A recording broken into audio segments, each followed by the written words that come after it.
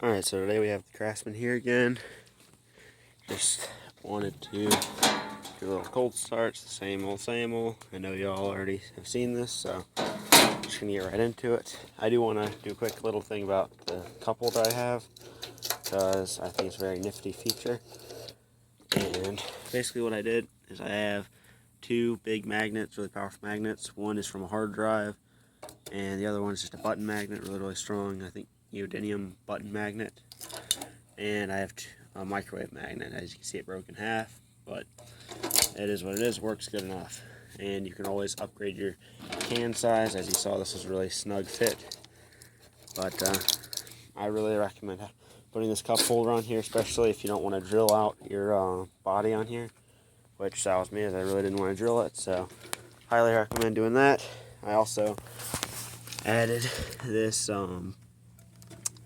basically it's so you can have your ball on here and have a pin styled hitch on here as well. And then you have places for safety chain. As you can see, mine's been beaten up and battered. I really did a lot of heavy work with it over the weekend. Probably wasn't meant for that kind of work, but it worked. It did its job. As you can see, it's a little bit bent, but it's nothing a hammer won't fix. So just going to do a little cold start on the Craftsman. As you can see, we got her in neutral. Clutches down. I'll pull the choke just for the heck of it, and she fires right up. So quick, so smooth. Really, you can't beat this thing, man. Really can't beat the Vanguard. Oh yeah. Also a little storage compartment for gloves, all that kind of stuff.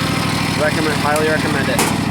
Hope you enjoyed this little video. I intended on this being a short, but ended up being 2 minutes. So hope you learned something. Hope you can use the cup holder and maybe the storage rack in there.